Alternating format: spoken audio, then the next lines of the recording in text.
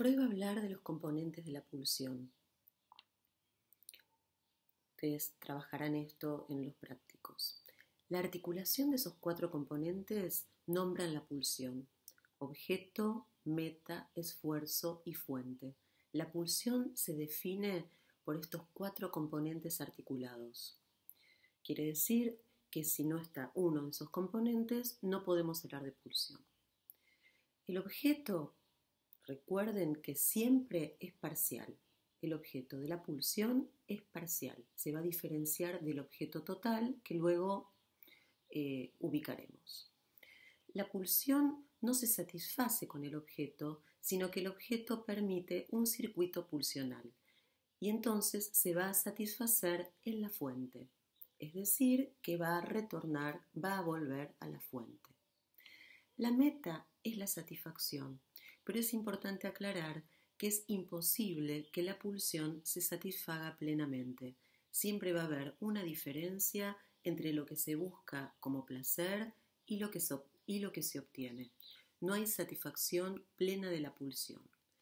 Esto va a dar cuenta de algo que es muy importante, y es que el concepto de pulsión introduce un nombre de lo imposible de la satisfacción plena. La fuente es de donde va a partir la pulsión, es decir, la zona erógena. Y el esfuerzo es la magnitud de trabajo, lo que ustedes conocen como la fuente independiente de desprendimiento de displacer, la fuerza constante, un esfuerzo constante y permanente.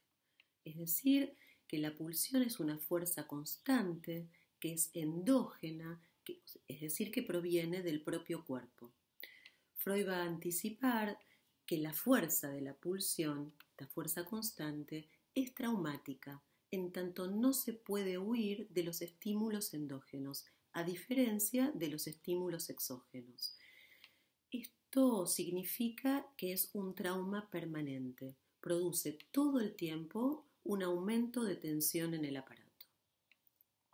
Por lo tanto, tenemos al objeto por el que se va a alcanzar la meta, que es la satisfacción.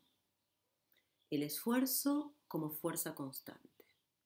La fuente como la zona erógena de donde parte la pulsión. La meta, la satisfacción, que no está en el objeto, sino en la fuente. A la vez, la satisfacción de la pulsión es autoerótica. Autoerotismo, en este sentido, lo entendemos como el circuito pulsional mismo. El circuito es la circunvalación del objeto. El circuito es autoerótico en tanto retorna al punto de partida, que es la fuente. Es decir, que parte de la fuente, como zona erógena, bordea el objeto y vuelve a la fuente. Y ahí la satisfacción. El objeto de la pulsión no está predeterminado. ¿Qué quiere decir esto? Que hay una diferencia respecto del objeto de la pulsión con el objeto para el instinto, en donde hay una programación respecto a la reproducción. Esto quiere decir que está predeterminado el objeto. Es en el periodo de la sexualidad infantil que el objeto de la pulsión, que no está predeterminado, se fija contingentemente, azarosamente. Este encuentro va a tener el valor de un acontecimiento. Tengan esto muy presente porque es central y lo vamos a retomar para trabajar la represión. El objeto parcial de la pulsión no está predeterminado, se fija contingentemente en el periodo de la sexualidad infantil, puede ser por ejemplo el objeto oral, el objeto anal, y una vez que se fija, va a marcar, va a fijar el modo singular de satisfacción pulsional para cada sujeto. Recuerden esto. Entonces, como les decía antes, tenemos que hacer una distinción entre el objeto parcial de la pulsión y el objeto total. El objeto total es una persona. En la trama de la sexualidad infantil están los objetos totales, que son objetos amorosos, edípicos, prohibidos, incestuosos, como por ejemplo el padre, la madre del Edipo. Pasada la pubertad, esto ustedes ya lo han visto, el sujeto se orienta en una búsqueda amorosa, el referente de la búsqueda van a ser los padres, pero a la vez tengan en cuenta que esta búsqueda va a estar marcada por el objeto parcial fijado, es decir, que en el objeto de amor van a estar articulados los dos objetos, el objeto parcial de la pulsión fijado y el objeto como objeto total como objeto de amor. Volverán a trabajar esto, lo retomaremos cuando trabajemos la dimensión del amor a partir del texto de introducción del narcisismo. Bien, finalmente los dualismos pulsionales. Ustedes saben que antes de formular el primer dualismo pulsional, su primer modelo pulsional, Freud ya había ordenado su producción conceptual en términos de conflicto. Recuerden ustedes el conflicto entre el yo y la representación inconciliable. Freud necesita construir lo particular de la sexualidad humana en términos dualistas en conflicto, es decir, que los dualismos pulsionales se van a plantear siempre en términos de conflicto, un conflicto entre dos. A lo largo del desarrollo de su doctrina, Freud va a formular tres dualismos, tres modelos pulsionales. El primero, las pulsiones del yo o de autoconservación versus las pulsiones sexuales. El segundo, la libido del yo versus la libido de objeto. El tercero, la pulsión de vida versus la pulsión de muerte. El conflicto psíquico del primer dualismo pulsional va a ser pulsiones del yo o de autoconservación versus, ahí el conflicto, las pulsiones sexuales. Este dualismo da cuenta de un conflicto entre el yo y la sexualidad. Este dualismo le va a permitir a Freud comprender el conflicto psíquico en el campo de la psiconeurosis. Entonces, va a estar en correspondencia con el primer modelo de la defensa, es decir, la represión que parte del yo contra la sexualidad. Es decir, hay una correlación entre el primer dualismo pulsional y el modelo de la defensa para pensar la psiconeurosis. Tomemos como soporte para situar esto un texto que ustedes ya han trabajado, que es La perturbación psicógena de la visión, según el psicoanálisis, un texto de 1910. Este es un ejemplo paradigmático. Aquí podemos situar claramente el modo en el que Freud va a articular el primer dualismo pulsional con la operación de la defensa.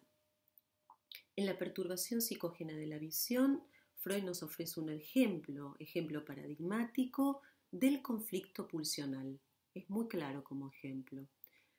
Este ejemplo da cuenta, se trata de una ceguera en la que no hay ningún trastorno orgánico para que se produzca. Ustedes saben que el sujeto necesita poder ver para poder manejarse en el mundo, para no llevarse encima los objetos del mundo. Pero esa misma zona puede estar afectada sexualmente porque con los ojos también pueden verse los encantos del objeto amoroso. En tanto ese objeto está marcado por una prohibición, el sujeto puede quedar ciego, es decir, no ver aunque no tenga ningún trastorno orgánico.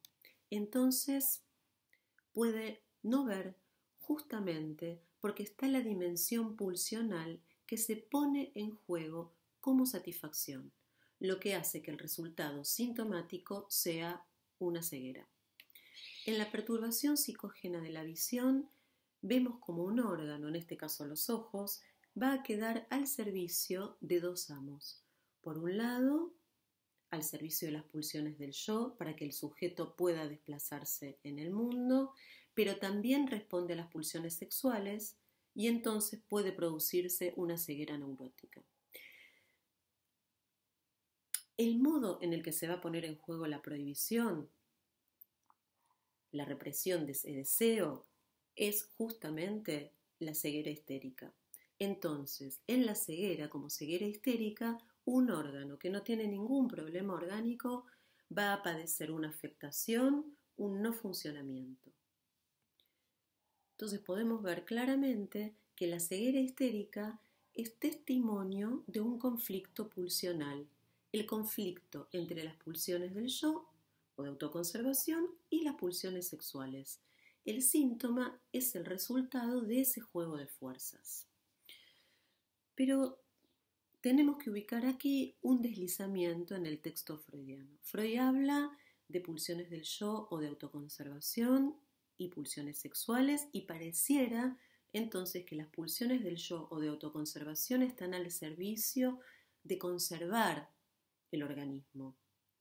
En verdad no se trata de esto, en verdad las pulsiones del yo o de autoconservación están al servicio de tratar de garantizar la unidad del yo, la unidad del individuo. Están al servicio de mantener una imagen unificada de uno mismo. Es como cuando decimos yo soy así, ¿no? La ilusión de creer que somos de determinada manera. Creo que sé lo que soy. Es una mirada de completud. Más adelante trabajaremos esto desde el texto de introducción del narcisismo.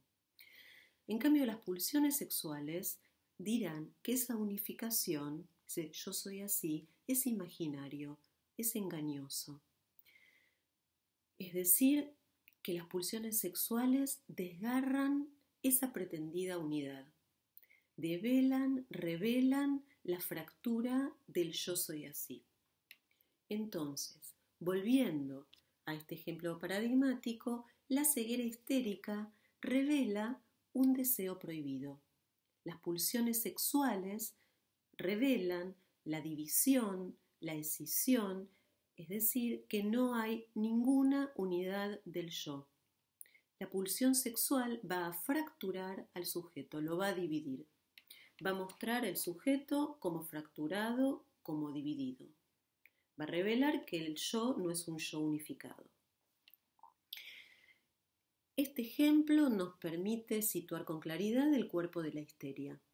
¿Qué quiere decir esto? Quiere decir que el cuerpo de la histeria no es un cuerpo del saber de la ciencia, no es un cuerpo del saber médico, sino que es un cuerpo pulsional, es un cuerpo que da cuenta de cómo surge un síntoma a partir de un conflicto.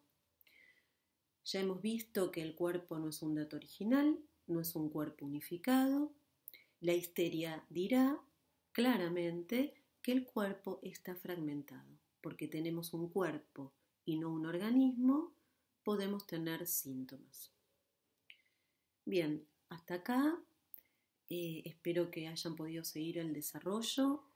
Espero que estén bien y que nos veamos muy pronto, de este modo o presencialmente. Hasta luego.